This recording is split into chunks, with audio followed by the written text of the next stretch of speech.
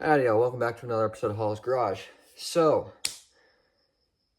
I've decided instead of fighting with this truck and with this car, I want to focus on something I haven't actually touched in over a year.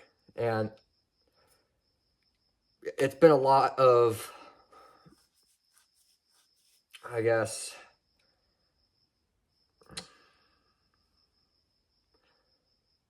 there's a lot of thought that went into it. Mainly the fact that I haven't touched it. I feel like it's becoming more of a yard ornament. I'm sick and tired of it.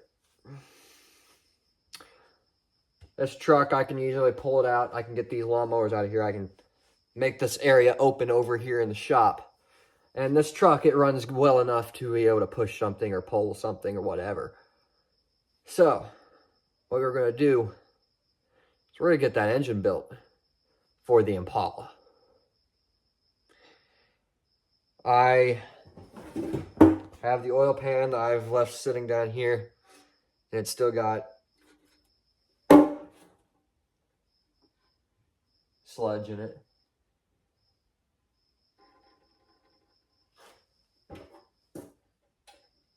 Not sure as to what this is. Anyway, probably not important. Unless that's the dipstick.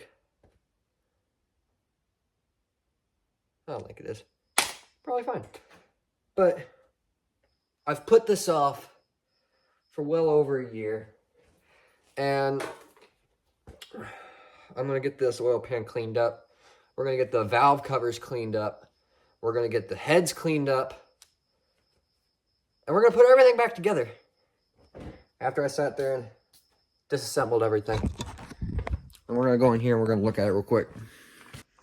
So honestly, quite literally, I tucked it away over here in this corner. And I labeled everything. And I haven't touched it since. This is what the inside of the oil pans, or the valve covers looked like. This was the one for the oil breather. Yeah. I have no idea where, there's the other one. I think the other one was worse. Yeah. So I'm going to clean those up. Either that or I've got some laying around. Probably. I've got some on the engine out there. We know it's not stuck. It spins. Actually, now that I think about it, I can't really say that because I haven't spun it over in a little bit. Okay, it is not stuck. I do need a flywheel back here, but I can find one. And I've got to get some proper lubrication to everything. I'm going to be re-lubricating everything that's in here. These channels, I'm not going to worry about it. But everywhere where the valves or the head gaskets were, I'm going to make sure those are good. And honestly, I am not seeing any sort of warpage on the block. To my knowledge, anyway. The intake was over here.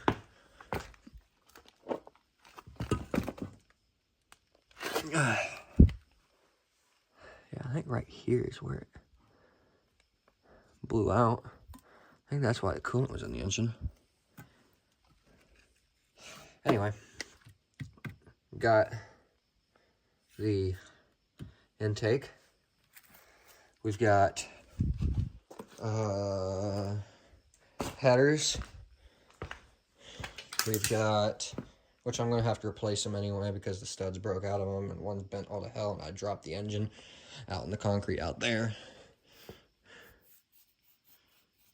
I'm going to save that casting number. I'll look up what it actually was from. Well, I guess it does say what it's from. 78 Chevy van 5.0. So that'll be easy to shop for. We've got this down here. I believe this is the coolant temp sensor, which will have to be replaced. But of course, these are also gunked. So I'm going to clean these up and make sure all of these are not stuck. And then we still have in here all of the bolts and everything from taking it apart, as well as all the rockers and the rods, which none of the rods were bent. They were all perfect. They were just a little gunked up. I could have gotten this engine running had I not taken it all apart. So I'm going to put everything back together. Unfortunately, I don't have them in order, but that's fine. I can easily still do it. Yes, this is quite literally what I wrote on there. Do not lose or touch. Yes, Ben, that means you too. And pin things, yeah. And then everything, to reassemble it, I got the intake bolts, thermostat housing. So I got not sure why there's a seized bolt in there. Probably nothing. This was thermostat, and that's the oil drive I found out, which goes down in there. I see it now. For some reason, it had a carb spacer, and these are all the exhaust bolts. I'm not sure what these bolts are. They're sitting out, so I don't know. This was the oil pan, and 4 of them were bigger for the outer corners. And this was the singular engine mount, I believe. I can't remember if there was another one. I remember tearing it down over here. Over here were the head gaskets, which were rough, but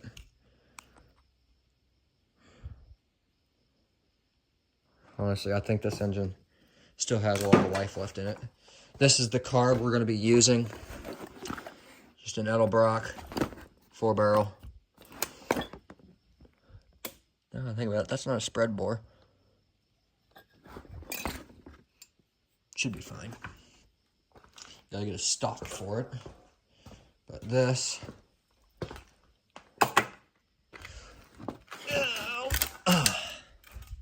with the carb spacer, which I don't. So I remember taking all this apart. I think all of those, yeah, there were other bolts that bolted that down to that, and this will bolt on like that. Yeah.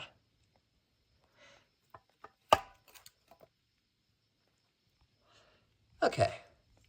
So yeah, all of that together on this will be our setup.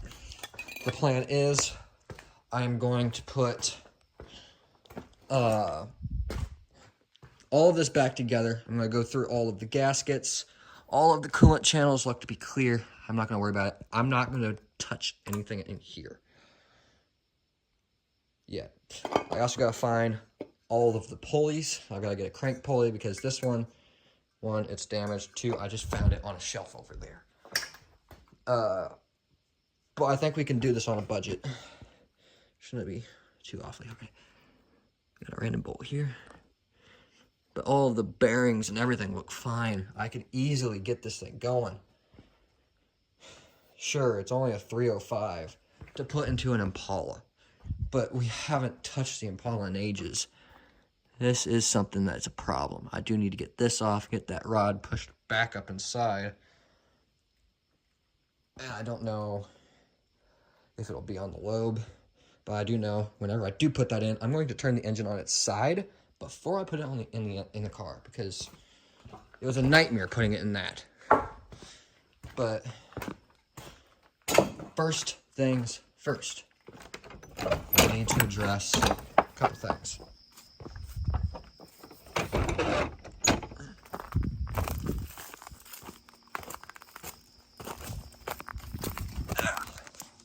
One, we need to address the hanging suspension that I haven't addressed yet, and get the springs fixed too. because I just stuck a bolt through that. I'm gonna have to get bolts for this rear end too. And I gotta get the rear end back in place because it's lopsided. And then,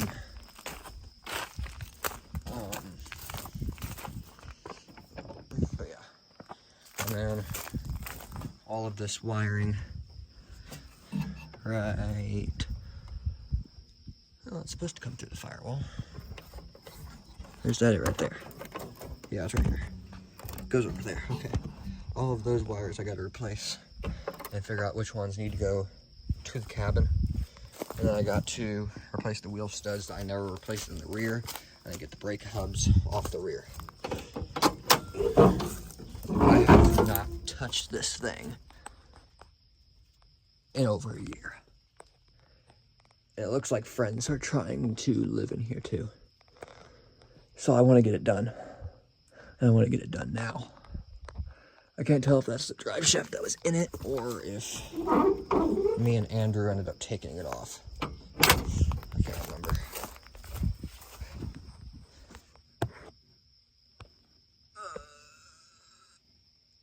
No, it's still in there, isn't it? Yeah, it's right there. So yeah, I could easily drop an engine into these mounts. And then put the 2-speed power glide back in, put it back there, hook everything back up, get me some floorboards, hook the gas pedal up. That's stiff. And then we can get everything back up and functional. I'm gonna have to get a radiator. And whatever this is supposed to be for.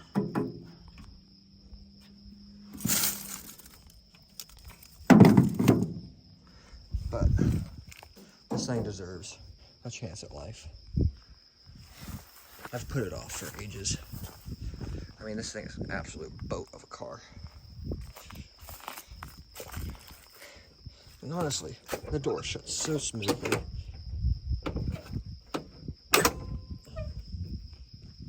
Boom. It's closed. I gotta get this door replaced anyway. And get all the windows fixed. But I've had rain coming in here for the past year. It's time for a rebuild. So stay tuned. We're gonna have some exciting things going. First thing I'm looking at is suspension on the Impala, just for the simple fact I need to get it sitting right. And other than that, putting that engine back together. It's gonna be low cost. I'm gonna do head gaskets, valve cover gaskets, oil pan gasket, water pump, all that fancy jazz. Fuel pump.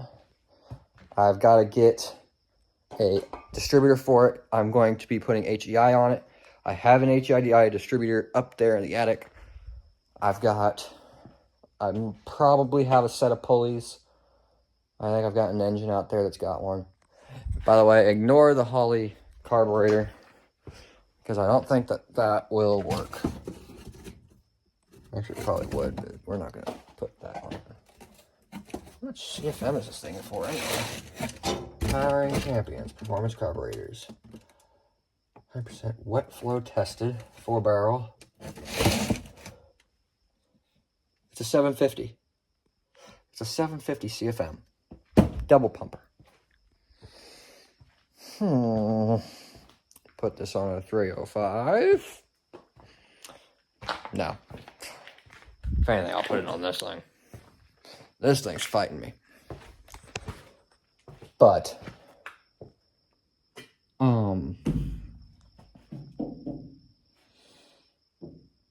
I don't have a whole lot much else to say.